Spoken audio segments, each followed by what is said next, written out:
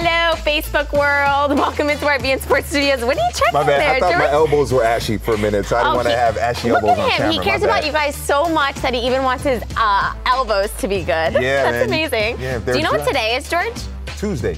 It's also National Bosses Day. And I think you have a quote that you want to share with the people. Yes, from the great Michael Scott of the show The Office.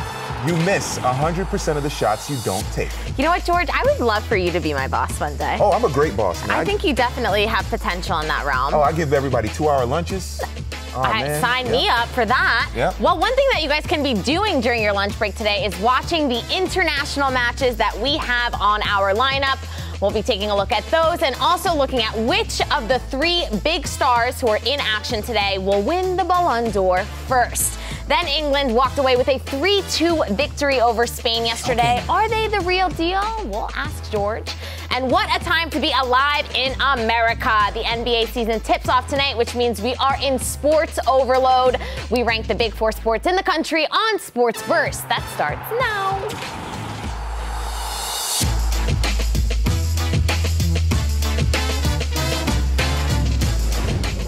Brazil versus Argentina is live on our air today at 1:50 p.m. Eastern Time on beIN Sports and beIN Español. And as we know, this match is a friendly, but it's never really friendly. But with France and Germany also taking place today, we got to thinking, Neymar, Griezmann, or Mbappé. Which of these 3 stars in action today will win the Ballon d'Or first? George? Ooh. Well, it's definitely not going to be Griezmann. 100% agree. Griezmann, you're out. Okay, because, well, he's not that good. And because the team he plays for, Atletico Madrid, doesn't have that sexiness to it. So it's going to be between Neymar and Mbappé. Mbappé is the best player in France. Neymar is the face of Brazilian football.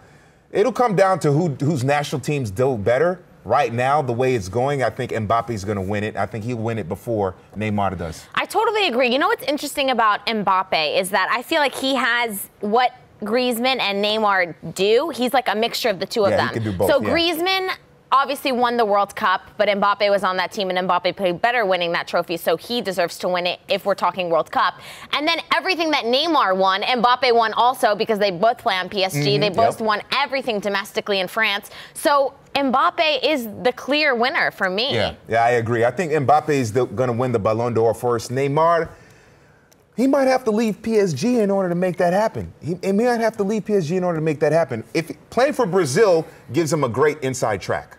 But if you're at PSG, French World Cup winner Mbappé, if Mbappé plays well, and he plays well with Neymar as well, Neymar could actually be setting up Mbappé to win the Ballon d'Or with the way they play together. Much like he was setting up Messi to win the Ballon d'Or at Barcelona. Yep. It's so ironic that obviously he left Barcelona saying that he wanted to be the star. He was sick of being in Messi's shadow. And then he goes to PSG and now is in Mbappe's shadow. The kid can't catch a break. Yeah, Neymar is going to have to leave Europe in order to be his own star. I mean, he has to go back to Brazil because every big team that he plays for is going to have someone there that could overshadow him. You're absolutely right. But you were on the call today for Brazil-Argentina. Yeah, what an exciting match. What are you expecting out of Brazil and Argentina today? Whoa. I mean, Argentina without Messi, they've looked pretty good. I know they beat Iraq in the friendly before the game here against Brazil. I'm looking to see how they come together as a team, play well. Dybala and Lautaro Martinez are expected to start. We don't know yet for sure, but they're expected to start. So how they work together against that Brazilian defense. But Brazil, that's a team with pace. It's a slow back line for Argentina. I wouldn't be surprised if Brazil win this game like a 2-0 or 3-0. If they give maximum effort, which they should do, it's a rivalry game, I think they could beat them pretty handily. But, you know, you never know with these rivalries, man. It could get nasty. It definitely, and it usually always does. Ryan Moran saying, do you know what today is? The day 14 years ago, Messi debuted for Barcelona. Wow, a little bit of fun facts from Ryan. Thank you for that. Good job, Ryan. Messi obviously not playing today. Right. So what is this Argentina side without their main man going to look like? They're gonna have to play more of a team game. They're gonna have to move the ball through the midfield more. I mean, with Brazil, I mean, Neymar is expected to start. Coutinho's supposed to start, or Coutinho, as they say. Coutinho is supposed to play. They have to dominate the midfield, and they have to keep the ball away from Brazil. They have to have possession of the ball, or else Brazil is going to be able to just carve them up with the passing. I can't imagine Argentina being able to stop this Brazilian side. I think they're just so exciting to watch. Brendan Burns saying Mbappé is the most impressive of those three. Brendan, I agree with you 100%. I think Mbappé is just, he has it all, and he's 19 years old. Yeah, he's not going anywhere anytime soon. And hopping over to that game, France taking on Germany. Obviously, France just killing it. Yeah, this means killing it in my book. Best team in the world. And Germany in a major crisis. They have now not scored a single goal in 3 consecutive competitive matches. Ooh. First time ever in history. Joachim Low, what's going on? We had a spirited debate about it on the locker room last night. We'll leave it at that, yeah. I mean, look, Germany, they might have to change their philosophy. Look, every national team has to change something. Absolutely. They look slow in that match against in Germany that they lost to the Netherlands 3-0. They look slow. Hummels is, he's pushing 30. Boateng is a big guy. He's slow. He's pushing 30. That up top, they don't have a really good finisher. I mentioned it on the locker room since Klose retired. I mean, they had Mark Uth, Timo Werner, who never was impressive to me. I don't understand what the hype is with Timo Werner. Maybe he'll impress me in a couple of years. For now, he's okay. He's average. And Thomas Müller, who's playing for Bayern, and everybody on Bayern is terrible the way Bayern is going in the Bundesliga. Terrible. So, a little crisis amongst the league. Bayern for sure. So I don't know. Germany has to find a way to get faster and finish their chances. Maybe that's what they need to do. And maybe the low era is just over. I mean, it comes to that point where you just have to turn the page. We saw Monaco turn the page with Leonardo Jardim. Obviously, that's a club versus a national team. But sometimes it's not working anymore. And maybe this loss today, which I'm expecting them to lose to France, will kind of ship that sail in that direction. It could be the last game that Yogi Löw coaches for Germany. And hey, at least you go out against the world champions. Absolutely. We'll read one more last comment before we move on. Leo Mahaga saying if Neymar went to United, he would be credited with the turnaround of the club.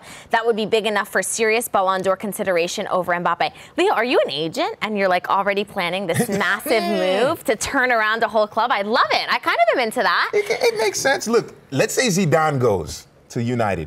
You have Pogba, Lukaku, Alexis Sanchez, and then you call over Neymar. I'm into it, Leo. You have your people call Neymar's people, and we'll make it happen. That would be sick. And you know what else is sick? England walking away with a massive 3-2 win over Spain yesterday. Their first win in Spain in 31 years, and the first time in 15 years that anyone has beaten Spain on Spanish soil. So are the 3 Lions the real deal, or is this just a fluke, George?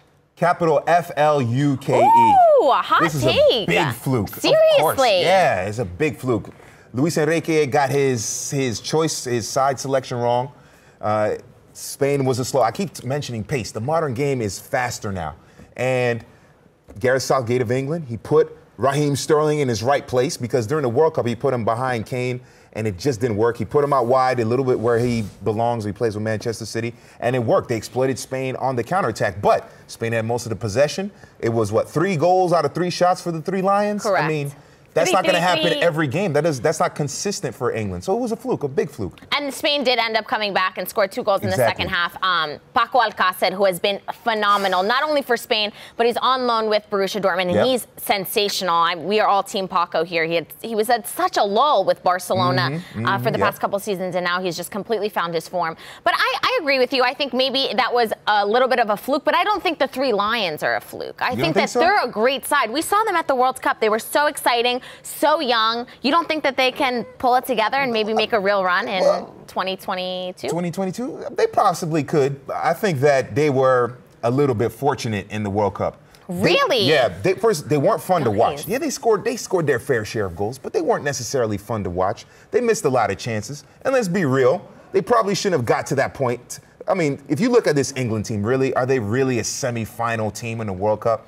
They were a little bit fortunate with the group that they were in and some of the way the matchups played out leading to the semifinals. I think if they faced like a Mexico earlier or a different team earlier, they would have went out earlier in the tournament. So I'm not all in on the 3 Lions yet. If they can, let's say the upcoming Euro, or let's say they win the Nations League, then I'll be like, then they got something going on. But until then, I'm not on board. And they did pull that win over Spain, but they were still second in their Nations League group. So Spain still topped that group. And Spain beat them in England earlier. Correct. In the Nations League. 2-1. Yes. So. Yeah. No. So I can definitely see where you're coming from, but I think that this England side is definitely one to watch. I think that Raheem Sterling ending his goal scoring drought, him finding his form with Rashford and Harry Kane up top.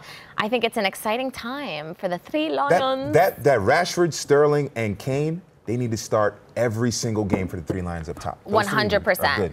And now, so one of the main points in watching that game yesterday was Spain's back line just, I think, is a disaster. And then it reminds me, this is the guy, Luis Enrique, who didn't call up Jordi Alba for personal reasons. Right. Luis Enrique, can you please, like, get over it? Yeah. I mean, we're not in high school. You got to get over your grudge for the sake of the team. Yeah. How is Jordi Alba not on your team? I don't understand it. The man is the best, right back for Spain. Maybe the top 3 right backs in all the world.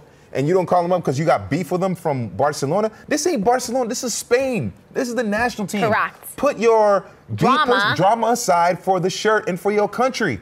This is ridiculous. But Luis Enrique, to me, has always been an overrated manager, even if he wanted trouble, even if the MSN got him that Spain job, basically, because he's never been that great of a manager. Just look at his record at Celta and Roma, and you'll see. Junior Ramos saying, plus a penalty that they didn't call. Yeah, the refereeing last night was very questionable, so we're definitely with you.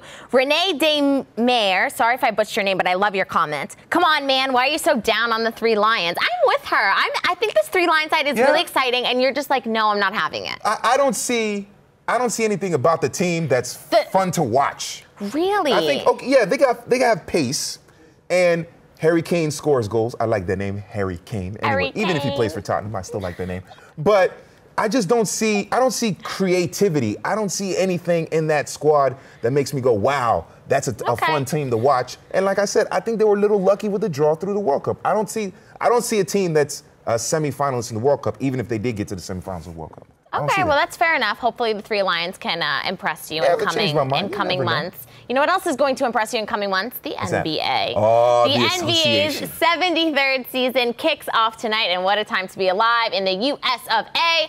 All 4 major league sports are in action: NBA, NFL, NHL, MLB, which means it's time to rank them. George, give me your list. Which one comes first, second, third, fourth? And we're going to add the MLS in there, too. Okay. So 5. Rank the 5. Rank the 5. You want me to start from 5 or to 1? No, let's start from 5. Let's keep things interesting. 5 is going to be Major League Baseball. Okay.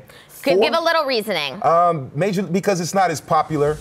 Baseball seems to be a sport that is declining in popularity. Okay. Although, if I had kids, I'd tell my kids to play baseball. Them dudes sport. make money. It's safest, and they make money. Okay. You just got to be on the team, and you're a millionaire. I mean, dang.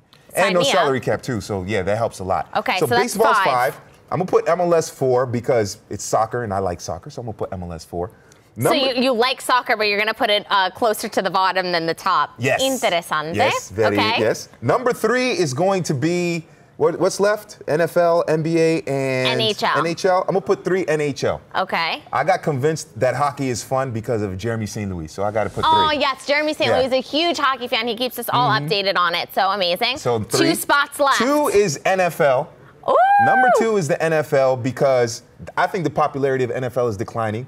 And you make less money in the NFL than you could in the NHL or in Major League Baseball. And plus, you're a Dolphins fan. Oh, I love the Dolphins. Yeah, I love Which is probably why that it's a number 2. Yeah, although this season's been quite exciting for you guys. Yeah, if you want to call heart attacks and almost winning and almost losing and then the Patriots kicking your ass again, but okay, we won't get into that. Plus NFL, moving along. Yeah, and plus American football, you have the concussion, the head issues. Yeah, it's a little dangerous. Number 1 is the NBA. How fitting. Guaranteed contracts. They get paid more than all the other sports.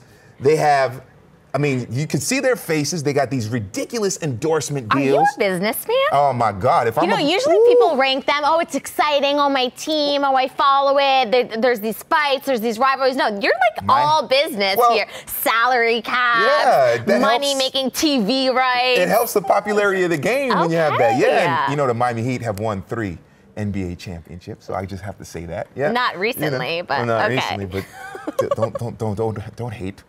But yeah, I'm gonna ask the same question to you to Heat as the lady asked me about the 3 Lions. Why am I giving heat to Miami teams? Because it's so easy to do so. So NBA, you have a little thing for the NBA. Yeah, that's the NBA, fantastic. I think it's because of all those reasons. Great athletes. It's a lot of fun. I know Golden State's probably gonna win it again this year, but I think the NBA is rising. And all my nephews, they don't know anything about American football, NFL, but they know everything about NBA. So I think it's becoming the number 1 and league. Bigger in your household. Let's hit the comments here. John Torres saying you get paid to catch a ball and wear paddings. So John, I'm guessing you're not a fan of the NFL? Yeah. Okay, fair enough. Ileana Jaime saying Packers, baby. What do you have to respond to that? They're a good team, Aaron Rodgers is great. Raul Salas saying Steph Curry is the best. Steph Curry with the shot, boy. Yeah, he's third best. It's okay, LeBron and KD and Kevin Durant are the best. Oh, no, he's fourth because it's LeBron, Kevin Durant, and Anthony Davis. Yikes. So there you go. Well, but you know who is ranked #1 in the world as the world's fastest man? Ooh. Usain Bolt. And he has Leo. allegedly been offered a contract with reigning Maltese champions Valletta FC. A 2-year deal. If you're Bolt, since you're such a businessman, you're Bolt's agent. Does he take it? Yes. Really? Go. Why? Go. Do you think that he can actually? So I'm not going to lie, guys. I'm a little bit over this story. I mean, we've been reporting it on the Extra for months. Yeah. Like, oh, he's true. had a training with Dortmund. Oh, he kicked a ball. Oh, he scored a goal. And now it's kind of becoming a real thing. And you guys seem to love it out there for whatever reason. The fans, our viewers, love that story. So are you into it? Yeah, Do you think that I'm he can into have it. success? Probably not as much success as he did on the track. No, definitely not. I mean, he's the greatest sprinter of all time. But you know what? It's Malta.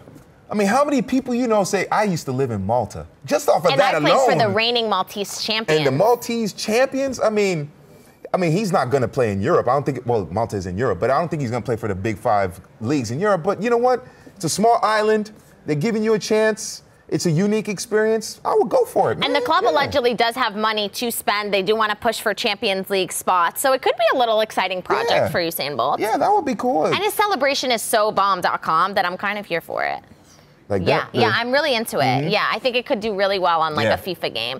Definitely challenge Griezmann's dumb thing. Another reason why he's not winning the Ballon d'Or. And besides, Usain Bolt on FIFA, you know his speed rate or his pace. Oh, 199 physicality. Yes, Jesse Lingard reference. Anyway, you guys have to watch Brazil versus Argentina. 1 p.m., 1:50 p.m. is the kickoff. You are on the call. And then if you guys are at work and you can't watch that one, the game will re-air after the Extra at 7:30. So be sure to watch that. The Extra is at 7 p.m. with Kevin Bud Egan. For those of you that don't know, Kevin's famous line is he calls everyone Bud. So now you guys are in the know. That's all we have time for Sports Verse today. We'll see you tomorrow. Bud. Bud. Wise.